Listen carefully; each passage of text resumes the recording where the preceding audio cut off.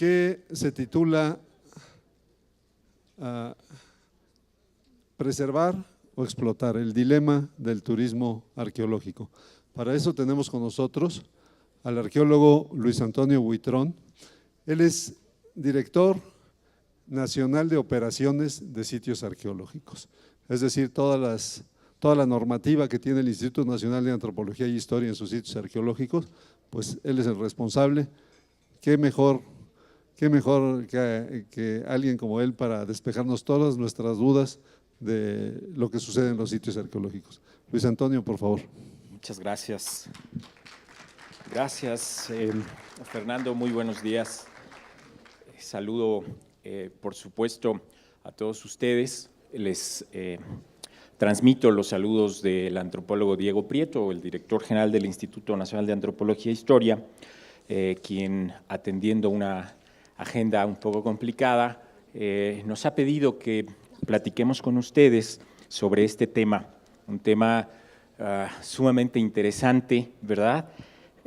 Y que intentaremos plantear algunos de sus componentes y sobre todo mostrar una perspectiva de cómo el Instituto está trabajando en estos aspectos que tienen que ver con una perspectiva mucho más contemporánea, poderlo decir así, que articula y que vincula de mejor manera pues todo lo que el sector de turismo está desarrollándose, tanto en concepto como en metodología, como infraestructura y como en visión.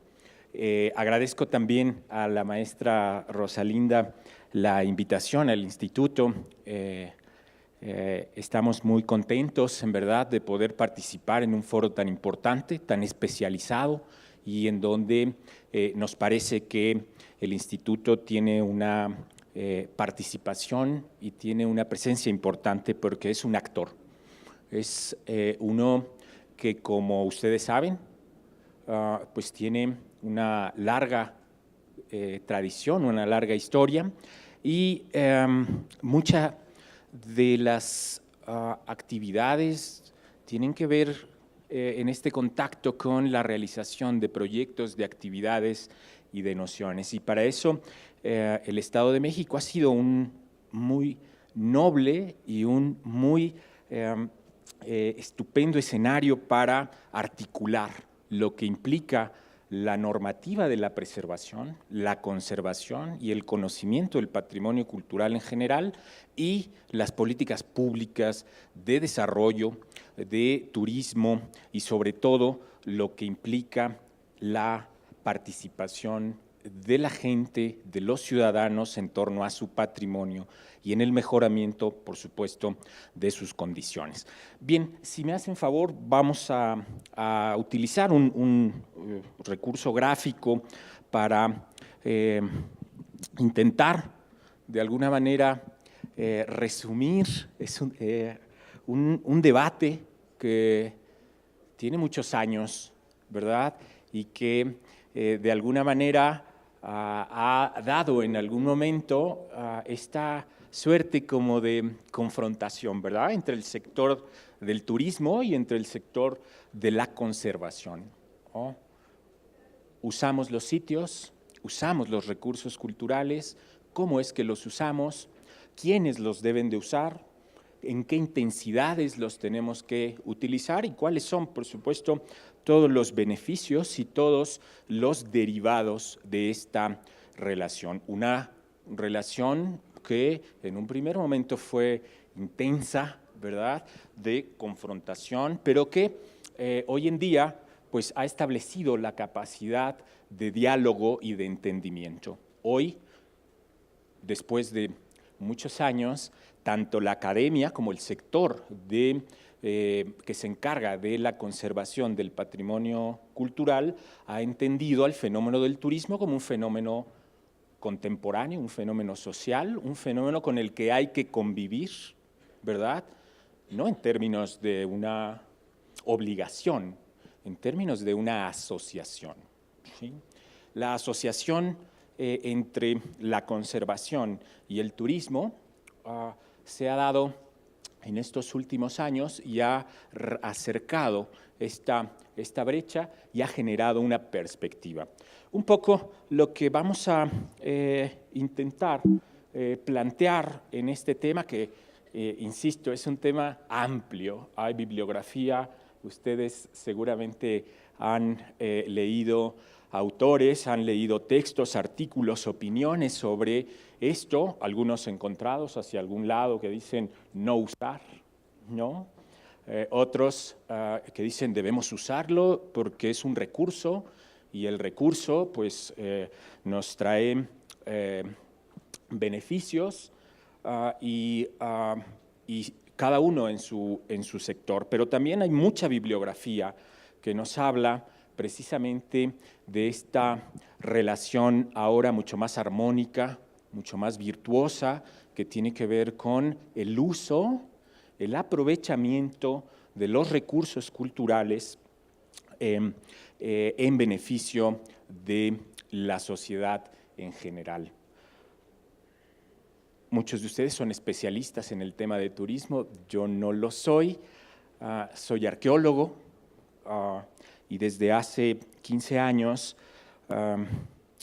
me dedico al diseño, a la instrumentación y a la evaluación de metodologías para la gestión del patrimonio arqueológico en el INAH y los últimos 5 años como director de operación de sitios, que es un área que instrumenta la política de gestión de la red de zonas arqueológicas abiertas al público en el país. Vamos a ver un poco algunos números y desde esta trinchera un poco plantear este tema. Esto se avanza acá. Bien, este es un mapa conceptual sobre el que intentaré plantear este tema. Bien, pues un dilema, dice el diccionario, que es una suerte de ruta sobre un tema difícil que tiene 2 alternativas, o las 2 son buenas o las 2 son malas. Bueno, si seguimos por esta definición, pues preservar y explotar son 2 opciones que giran alrededor del patrimonio arqueológico y una de ellas es buena o mala o ambas son malas. No quisiera yo calificar acá y caer en estas visiones de que el uso significa explotación. Quiero caer un poco en cómo preservar es una función social, ¿no? Y hay instituciones, y hay una organización y hay una tradición que además de tener un corpus de leyes, de reglamentos y demás, hace que preservar no sea una opción negativa de entrada, sino una ruta que nos permite tener horizonte y tener marco. Y de allí un poco la importancia de la historia y del pasado, ¿no? ¿Por qué preservar la historia y el pasado? Creo que quienes han platicado antes que yo lo han dejado claro. La historia, la identidad, la importancia de reconocernos como individuos, como colectivos, y todos los bienes. Nuestro amigo que platicaba de las artesanías, lo que está generando es cultura material. Es lo que ahora nosotros tenemos en los museos. Y esa cultura material se convierte ahora en historia. La historia es pasado, y todos esos vestigios materiales, sean monumentos o sean objetos, pues se convierten en patrimonio. Y el patrimonio es evidencia, ¿no?, de todas estas expresiones, de todas estas individualidades y de todas estas colectividades. Por lo tanto,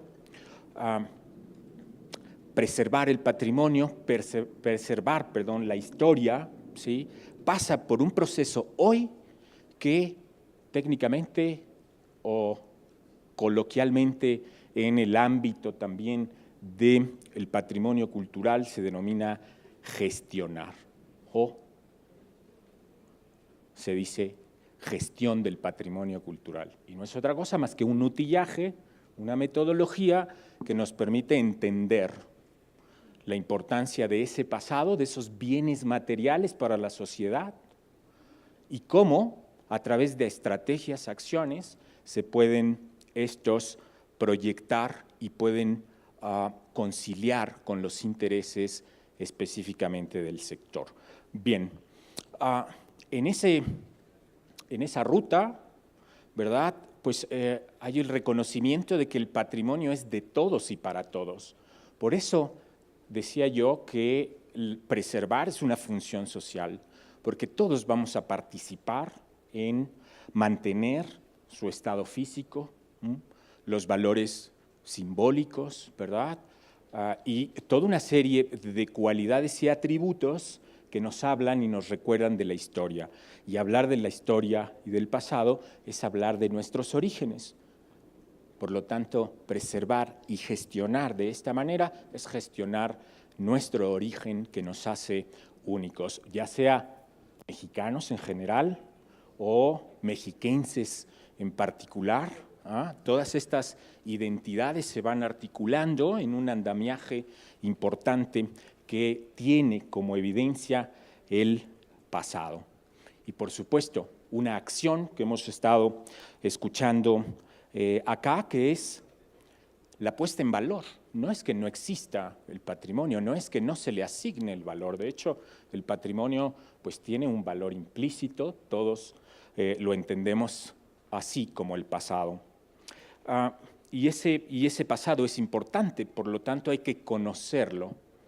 Por lo tanto, hay que fomentar su participación, hay que entenderlo en un contexto que es el territorio, territorios particulares, territorios específicos, territorios con potencial, territorios que implican también formas que la cultura y que la sociedad han configurado. Y por supuesto, un aspecto central que tiene que ver con la participación y algunos derivados de esta figura del empoderamiento es la creación o la generación de la ciudadanía como motor, como acción, como principio, pero también como final de la labor y de las atribuciones que tienen las instituciones y el gobierno.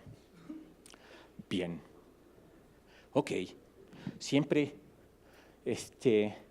me gusta pensar que el poder, la fuerza de las utopías en términos de la definición de un horizonte, de un momento y de un lugar mejor al que tenemos, es un leitmotiv para generar las condiciones. Dice esta pinta que encontré en internet: seamos realistas, pidamos lo imposible. Y venía muy al caso precisamente porque en el desarrollo de esta charla, pues me parecía importante destacar que debemos pensar colectivo, debemos pensar como individuos, pero también debemos pensar en futuros de bienestar. Y prácticamente todo lo que hemos escuchado aquí hace algunos minutos es eso, es un futuro de bienestar. Y cómo el presente, el pasado y cómo las instituciones nos ayudan a conjuntar intereses y visiones. Son aspectos de lo que llegaba yo en la reflexión a plantear.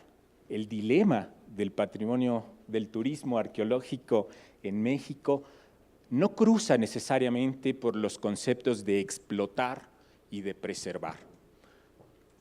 Nos lleva a un futuro en donde las palabras, los conceptos y la acción usar y aprovechar, ¿sí?, se convierten en ese horizonte.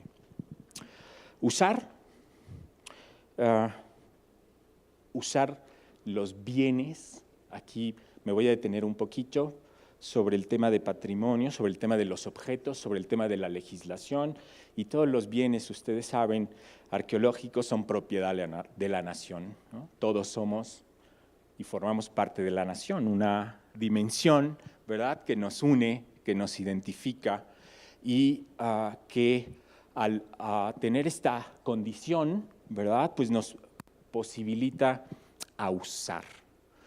Dice la ley que el patrimonio arqueológico tiene un objeto y una naturaleza, y este es un uso social. Por eso, abrir un sitio al público, por eso poner en valor un territorio con elementos y con un inventario rico en costumbres, tradiciones, monumentos, prácticas, ¿verdad?, hacen que están alrededor del turismo. Y aprovechar tiene que ver con la noción de recurso, ¿sí? Aquí sí tenemos una suerte de entendimiento. Los bienes propiedad de la nación se usan, ¿verdad?, y los recursos se aprovechan. A lo que quiero llegar no es a hacer una confusión de términos, sino solamente a ponderar dos conceptos que regularmente encuentran una reacción cuando una iniciativa implica usar un bien patrimonio de la nación con un uso que es diferente al social. Se ha escrito, y en los sectores académicos hay un tema por ahí interesante que tiene que ver con esto de la privatización, ¿no? Es decir, el patrimonio se privatiza en el momento en el que entra en un mercado. Cada quien tendrá su opinión, nosotros nos parece que no, ¿verdad?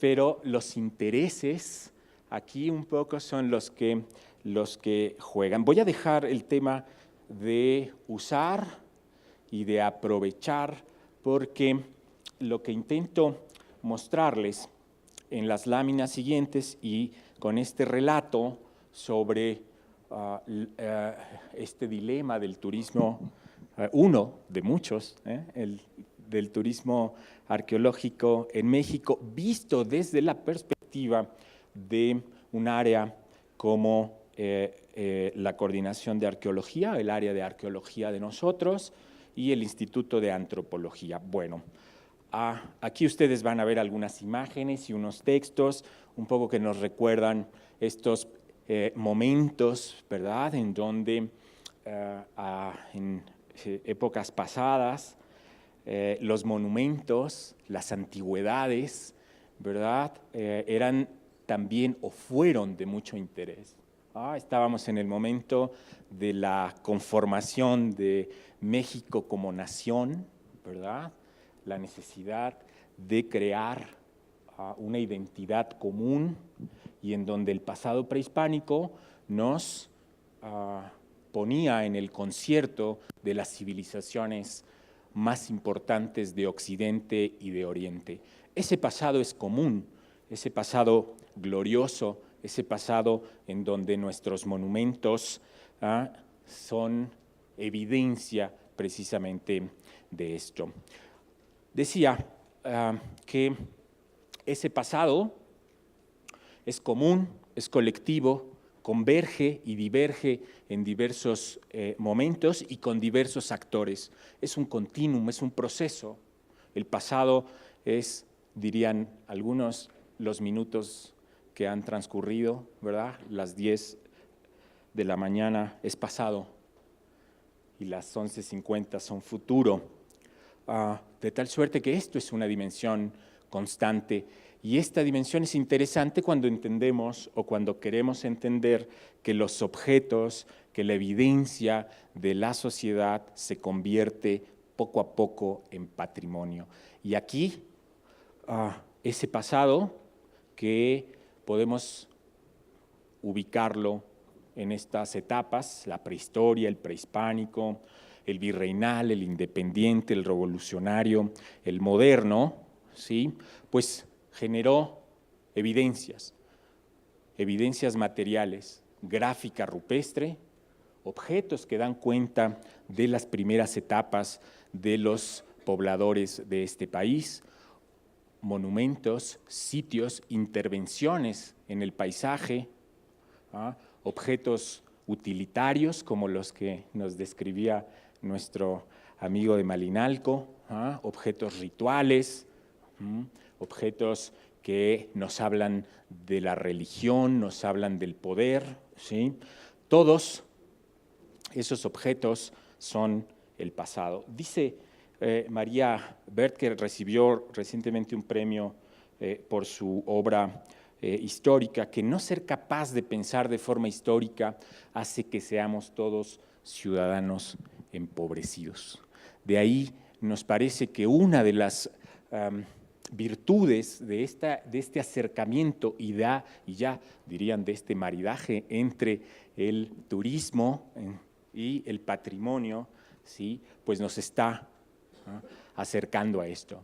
A través del turismo podemos conocer, como ha quedado claro, a través del turismo podemos ponernos en contacto con experiencias, con expresiones culturales, ¿no? Con territorios, y podemos tener experiencias, vivencias, ¿verdad?, que se marcan, que quedan y que nos invitan y nos llevan precisamente a buscar ser menos ciudadanos empobrecidos. Bien, pues eso de lo que he estado hablando constituye el patrimonio. Y el patrimonio es algo que es importante para algunos, o para uno, o para un colectivo. El patrimonio en ese sentido es diferente para una comunidad indígena que para una comunidad rural. No obstante que el pasado sea común, no obstante que seamos todos mexicanos y seamos mexiquenses, cada uno de nosotros, cada uno de los colectivos tiene un patrimonio o considera determinados bienes, prácticas, patrimonio. Por lo tanto, hoy tenemos la convivencia, un patrimonio nacional, los objetos del pasado son un patrimonio nacional, pero cuando conviven con las expresiones culturales vivas, con formas en la que la sociedad, colectivos e individuales generan todos los días y recrean todos los días, pues se hace un entorno mucho más rico y productivo. Pues el patrimonio son esos objetos, ¿y para quién es? Pues para todos, ¿no? Los propios, los extraños, ¿no? De ahí que la importante labor del turismo haga una suerte de hilvanar, así me lo imagino, ¿no? Es decir, tenemos todos estos elementos en un territorio que están desconectados de alguna manera, ¿no? Cada uno teniendo su lugar, ¿no? Y a través de estas formas sutiles, respetuosas, honestas, se van uniendo puntos, se van hilvanando, y ese hilvanar nos hace hoy un tejido interesante, un tejido que nos está también acusando de recordar, ¿no?, que no todo ha sido miel sobre hojuelas, por decirlo de manera coloquial, ¿verdad? Pero que estas experiencias nos traen ahora una lección importante, y una lección importante que nos lleva a reconocer, ¿verdad?, que la protección del patrimonio es una función. Con esto he llegado al término del primer componente de esta charla.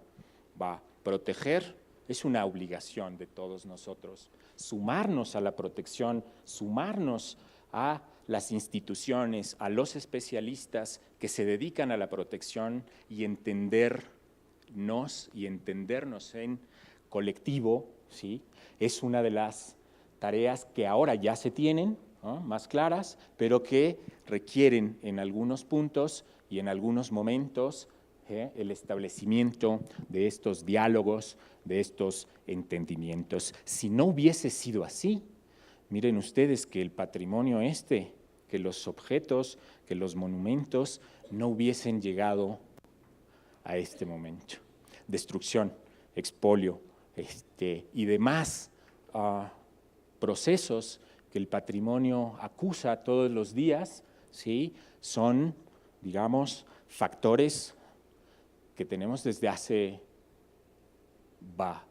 dicen los especialistas que a Teotihuacán llegaron los mexicas, y lo entendieron como un lugar sagrado, y allí ellos generaron, sí, una colección, ¿verdad?, de bienes, de objetos de la ciudad importante como reliquias, como su patrimonio. Por lo tanto, es un continuo, un ciclo, está formando parte de nuestra condición humana. Bien, aquí voy a pedir, si me hacen favor, de poner un video que hace, digamos, resume lo que las próximas 10 láminas van a presentar, de tal suerte que los invito a verlo.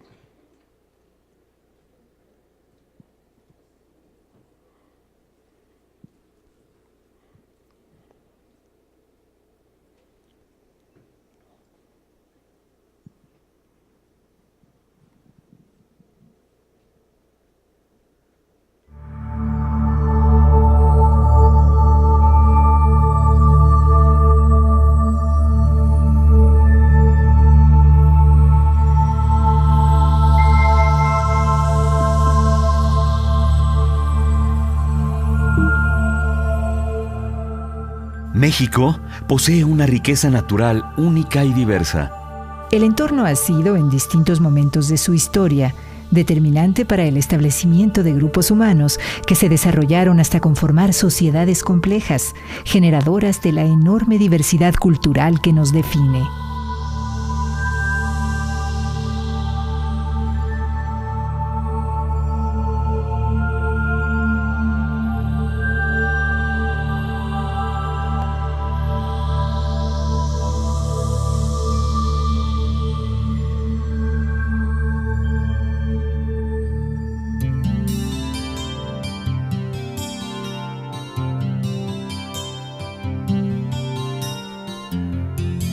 Por sus características, México es un país cuyas identidades se han formado en el transcurso de miles de años.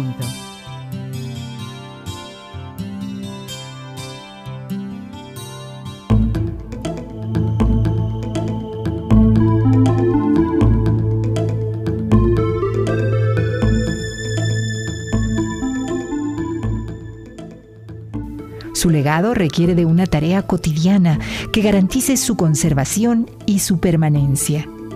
Esa es la razón de ser del Instituto Nacional de Antropología e Historia a lo largo de 70 años de existencia y mediante el trabajo y vocación de todos los que son su rostro.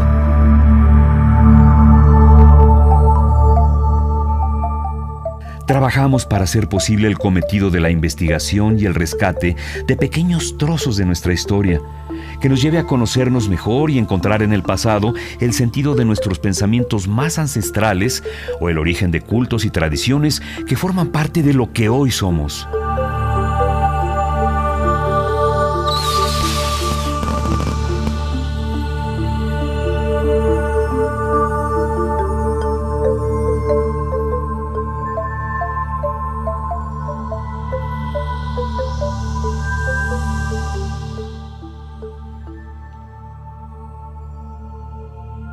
Desde un origen que nos remite tanto a las huellas más tempranas del hombre en el norte del país, hacia unos 6.000 años de antigüedad, que a los vestigios de pinturas rupestres, a las ciudades prehispánicas y las culturas que las habitaron, o a las ciudades novohispanas, producto de una transformación de pensamiento y forma de vida, así como a la gesta y culminación de un México independiente y revolucionario.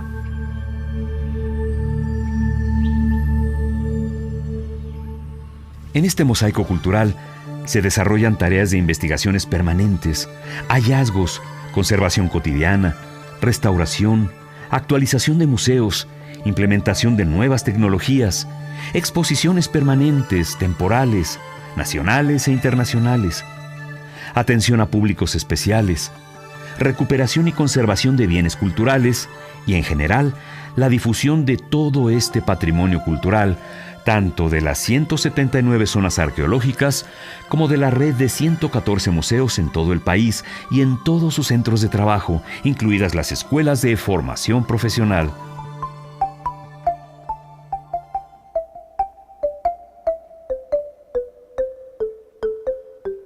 Con la perspectiva de implementar estudios y trabajos interdisciplinarios como la paleontología, la arqueología, la historia o la etnología, y en sus diversas especializaciones como la antropología forense o la arqueología subacuática de alta montaña, por mencionar solo algunas, para así preservar y poner en valor un patrimonio que es de todos.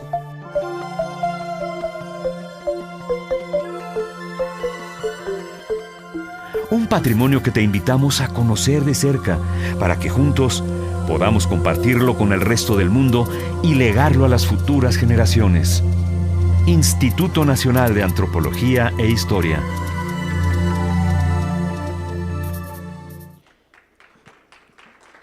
Podemos poner la presentación. Bien.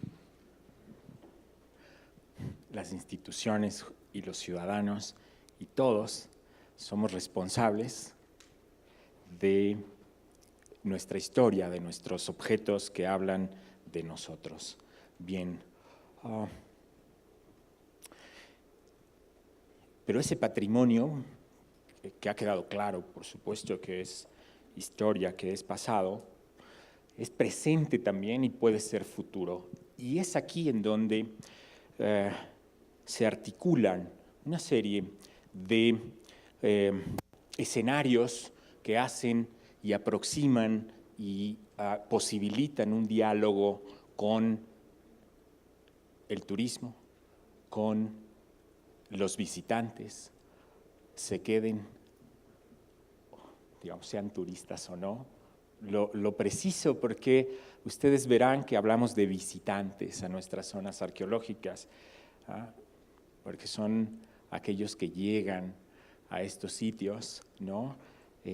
Sabemos que algunos son locales, son de las comunidades aledañas, es un turismo doméstico, internacionales, ahorita vamos a ver un poco más, pero estos usos de los que yo hablaba, de los bienes, pues podemos identificar al menos unos 8, de los cuales uno de ellos, ¿verdad?, tiene que ver con la función educativa que tiene el patrimonio.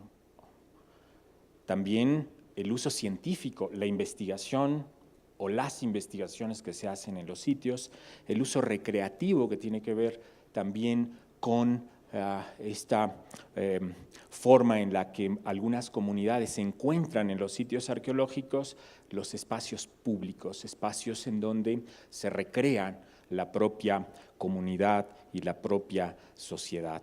El económico, por supuesto, ¿verdad? Este valor social que implica y que hemos estado platicando sobre la preservación y finalmente, digo en esta gráfica, el turístico. Sé que se habló también hace unos días del turismo religioso, también se nos ha presentado uno de estos otros usos de los sitios arqueológicos que tiene que ver con estas formas de recuperación de tradiciones, ¿verdad?, de la religión y la cosmogonía de los pueblos, de los antiguos pueblos de México. Bien, aquí no hablaré sobre el turismo porque ustedes son especialistas, solamente señalaré que el turismo es una de las formas más nobles desde donde nosotros lo vemos, de uso o para el uso de los recursos culturales, en este caso de los bienes arqueológicos. El segmento del turismo arqueológico se integra en este turismo cultural y existen, como ustedes saben, una serie de marcos, recomendaciones de carácter internacional, digamos, una visión común sobre la responsabilidad que tienen los gobiernos y que tiene la ciudadanía por la cultura como motor de desarrollo, todo esto impulsado por la UNESCO y que queda de manifiesto en los Objetivos de Desarrollo Sostenible, en donde el turismo, ¿verdad?, es uno de los motores de la economía y el desarrollo de la humanidad en estos próximos años. Hay una serie de factores que están relacionados y que han hecho que reaccionemos de alguna manera y que ubiquemos el uso y la relación que tienen los bienes arqueológicos con el turismo, como por ejemplo las visitas masivas no controladas. Hay efectos también, ¿verdad?, del turismo, la contaminación del medio ambiente, el desarrollo de infraestructura turística no planificada. Es decir, hay una serie de factores y de resultados también en todo este proceso de construcción. Lo vemos así, no es una, digamos, una postura en contra de la preservación o en contra de los valores, sino pues más bien un proceso de aprendizaje. Y entrando, porque tengo ya pocos minutos, en el tema de la red de zonas arqueológicas, que es el tema, muchas gracias, de, ok, en 10 minutos, perfecto, y que tiene que ver un poco con esto que venimos trabajando. Trabajamos en una red que está integrada por 189 zonas arqueológicas abiertas al público, distribuido en prácticamente todos los estados de la República. Solamente no tenemos dos estados en los que tenemos una zona arqueológica abierta al público. Esto es, aquí aprovecharé muy rápido para decir que gran parte de los 49,000 sitios arqueológicos que tenemos registrados, pues son visitables porque están en el monte, están allá en la cañada, están allá en la costa, ¿verdad? Pero el instituto ha ido definiendo que la responsabilidad con los visitantes y para que estos tengan un acercamiento educativo, cultural con el patrimonio, tiene que ver con generar condiciones. Nosotros conocemos Teotihuacán y tenemos 5 accesos, y tenemos una carretera que nos lleva, y tenemos baños, y tenemos planta turística, pero no es así en todos los casos, ¿verdad? Y la experiencia o las experiencias son totalmente diferentes. Miren ustedes en ese mapa, ¿verdad?, la distribución de nuestras zonas arqueológicas. 29 estados del país tienen un sitio arqueológico que se incorpora en los productos de turismo cultural, la oferta cultural que se tiene a nivel nacional. Un poco, ustedes ven en ese mapa la distribución, la densidad de zonas. El Estado de México es, debo decirles, como en muchos otros rubros, ¿verdad?, el estado en el que más zonas arqueológicas abiertas al público existen en el país, 19. Hay un reto importantísimo que estamos atendiendo en el instituto, con las instituciones, con la Secretaría de Turismo y con algunas otras instancias que están generando perspectivas importantes de puesta en valor, ¿no?, que tiene que ver con algunos aspectos que vamos a ver más adelante. Algunos datos, por ejemplo, algunas cifras de turismo arqueológico, ¿no? Tenemos por ahí en el estado de Veracruz, es donde tenemos más sitios registrados, ¿no? 61,000, 61,000, 6,000. A ver, ayúdenme porque 6,106. Mi astigmatismo no me ayudó. Tenemos también 2 zonas, por ejemplo, de gráfica rupestre en Nuevo León, Boca de Potrerillos, un sitio espléndido. Esto avanza muy rápido, creo que ya me están acelerando. Bueno, vamos a poner aquí, dejemos un poquito aquí, por ejemplo, miren, la oferta que tenemos dentro de esos 189 sitios, 175 están presentándonos arquitectura monumental. 21 de ellos arquitectura de tierra. En 56 sitios hay juegos de pelota, siendo el Tajín el sitio con mayor número de juegos de pelota registrados. Hay otro sitio espléndido en Puebla que se llama, espérenme un segundo, Cantona, que tiene también una cantidad importante de juegos de pelota, 78 sitios con áreas habitacionales, 32 con pintura mural y 21 con gráfica rupestre. Esto lo trajimos porque miren ustedes las posibilidades para generar rutas, diversificar las opciones. Bueno, así se distribuyen un poco los rasgos arqueológicos por zonas con visita pública que les acabo de mostrar. Otros datos, tenemos experiencias nocturnas, ha sido un tema que se ha abordado por acá, se realizan en algunos conciertos o se han realizado conciertos, debo decirles, todos ellos relacionados con el objeto y naturaleza de las zonas arqueológicas, que reitero es educativo y cultural, recorridos nocturnos, eventos astronómicos o arqueoastronómicos, noches de las estrellas, que es la observación a través de telescopios de las constelaciones y demás. Bueno, regiones culturales, esto es importante porque, miren ustedes, así se distribuye, esas son regiones, tenemos la mayor parte de nuestros sitios arqueológicos están en la península, por lo tanto, la oportunidad que tenemos de conocer la cultura maya, desde las épocas tempranas hasta las tardías como Tulum, bueno, pues lo tenemos allá, pero también en el centro de México podemos conocer la cultura zoque, popoloca, náhuatl, es decir, los intereses también de conocer las formas en las que las antiguas culturas se expresaron, se relacionaron con el medio ambiente y cómo solucionaron a través de las ciudades, pues es importante. Miren otros datos, zonas arqueológicas y destinos turísticos prioritarios de Sectur.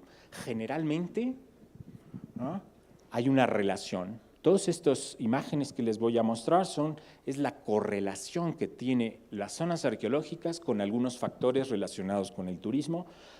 Tenemos una importante densidad de zonas arqueológicas en destinos prioritarios de la Secretaría de Turismo. 11 sitios de patrimonio mundial arqueológicos solamente. Ustedes los ven por ahí, Chichén Itzá, Tulum, Tulum, ¿no? En Campeche, Calakmul, ¿verdad? Xochicalco, son 9, voy muy rápido. Pueblos mágicos, se ha hablado acá. Hay una relación entre zonas arqueológicas, digamos, en el territorio.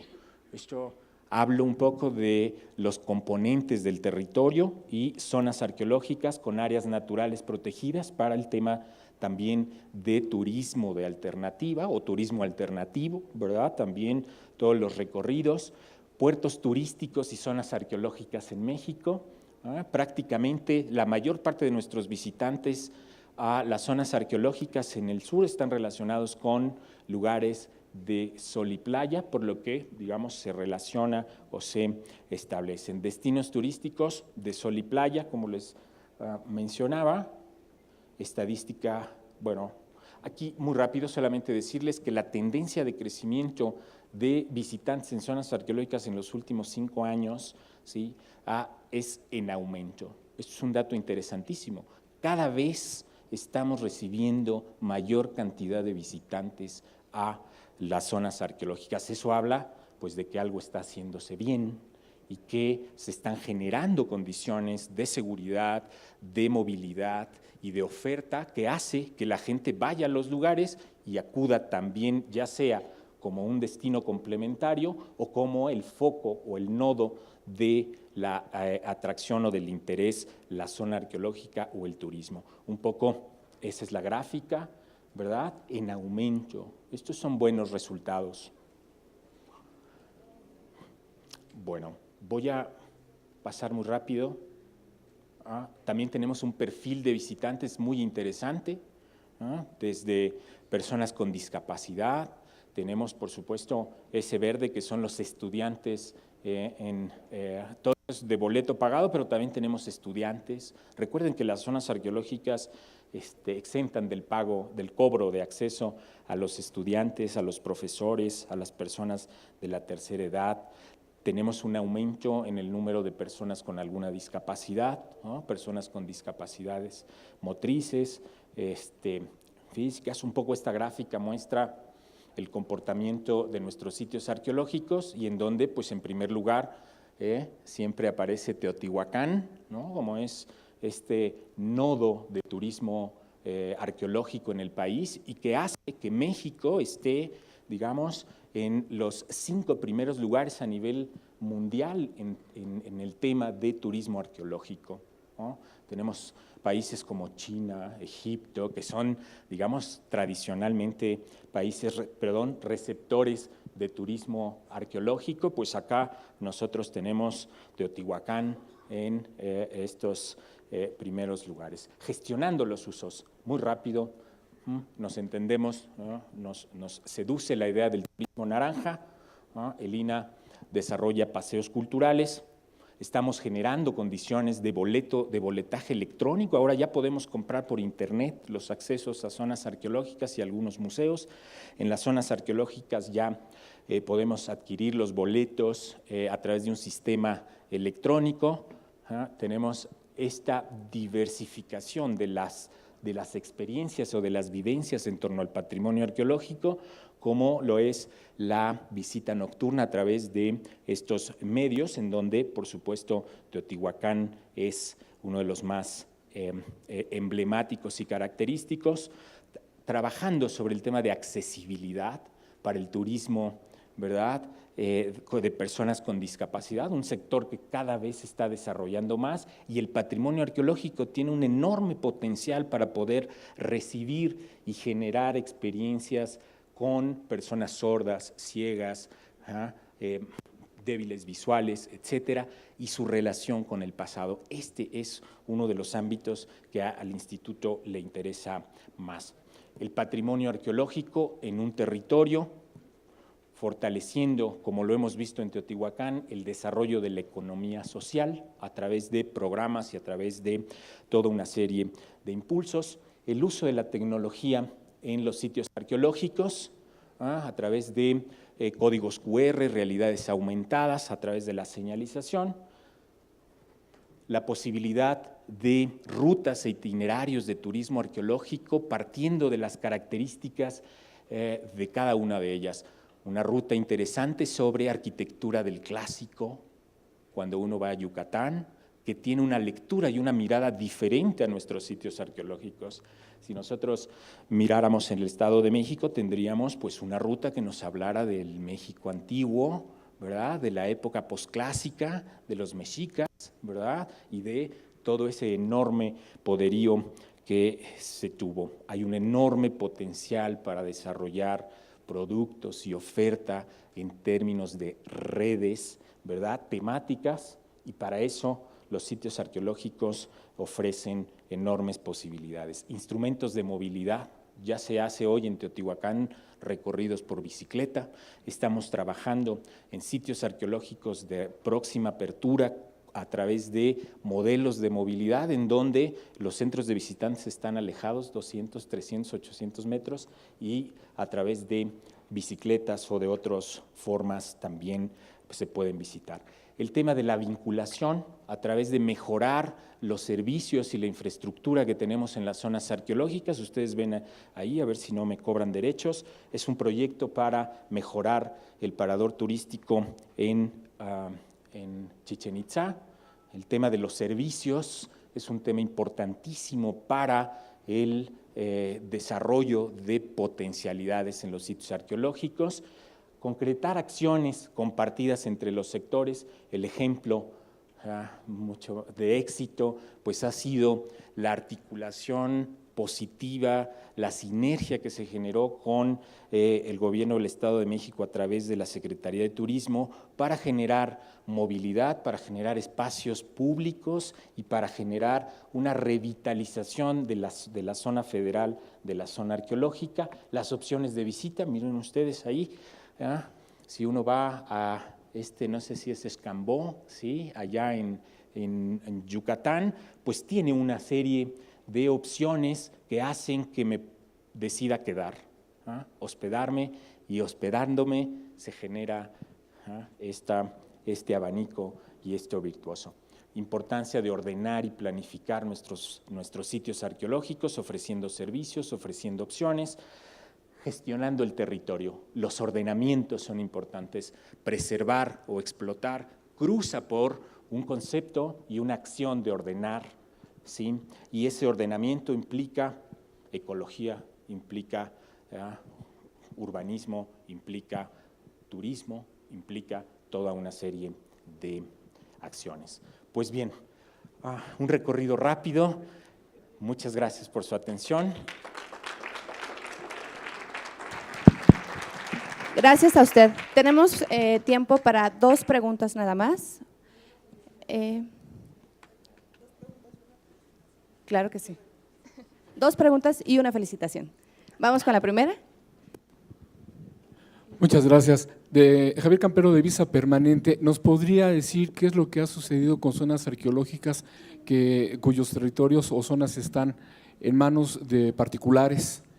Si ya se ha hecho algún trámite para expropiar, no sé, llegar a algún acuerdo con ellos y de esa manera bajar costos o que haya un acceso mayor.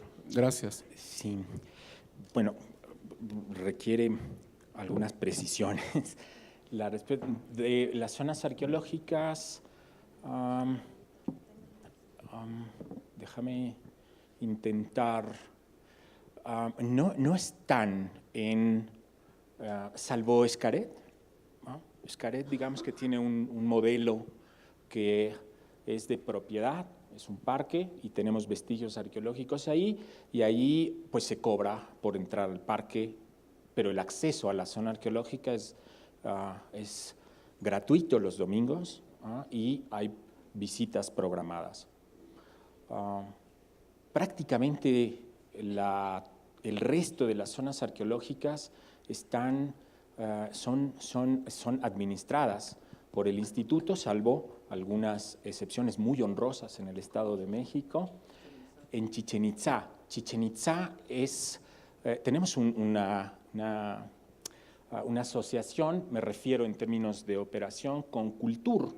Cultur es un fideicomiso, es una estructura del gobierno del Estado que cobra los servicios por los servicios turísticos en el parador. Pero la zona arqueológica está bajo administración del INAH. Lo que quiero explicar un poco es que todas las zonas arqueológicas, el principio de ser bien de la nación los hace ser y tener un uso social.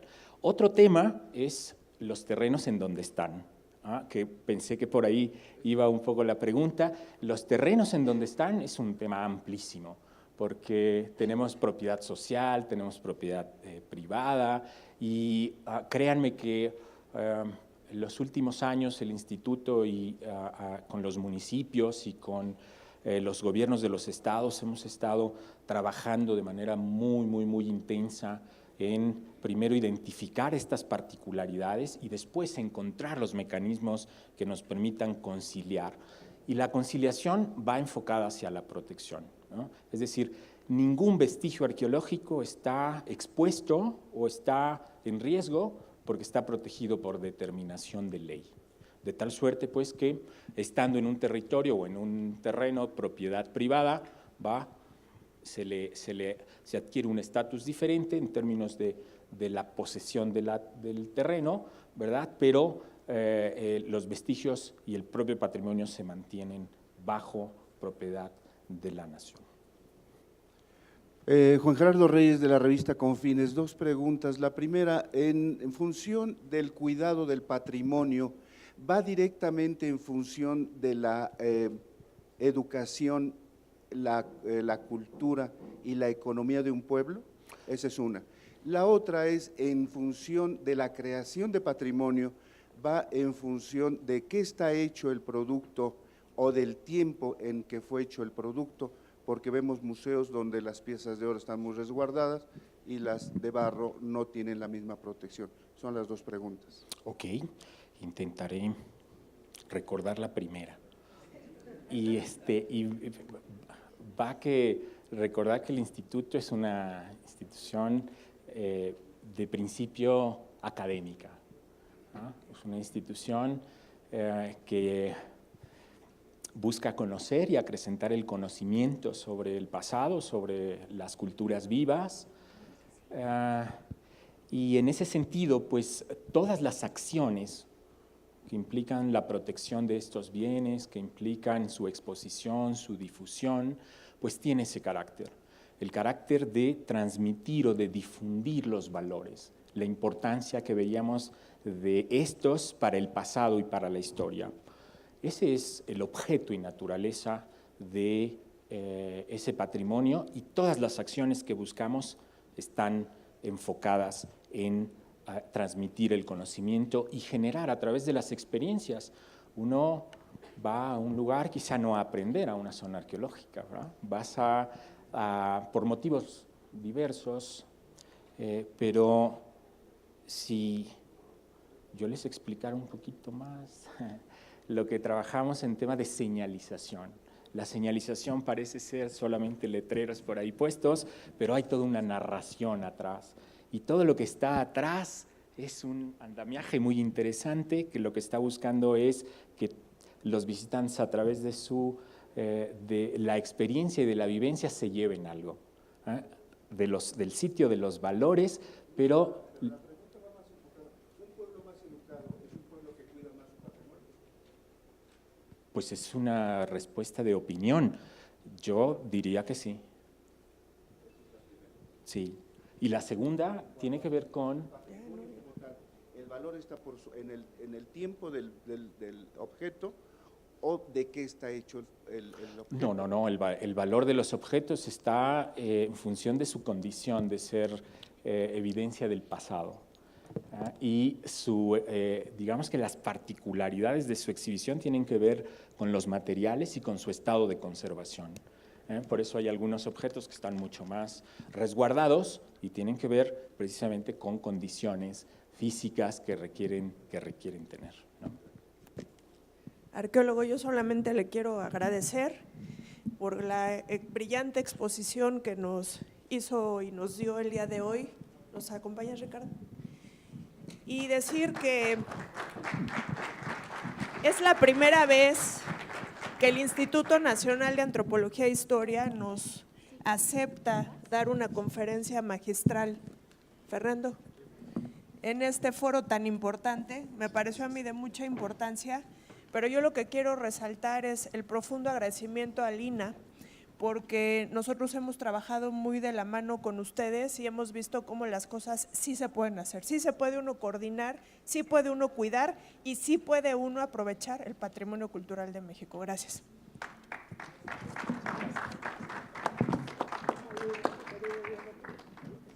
Gracias, querido. Aquí en medio. ¿Pueden? Voy a poner aquí.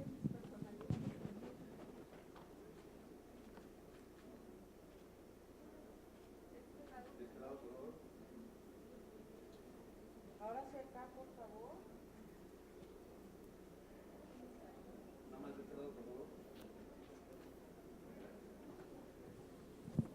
Ricardo es nuestro director general en el estado, del INAH.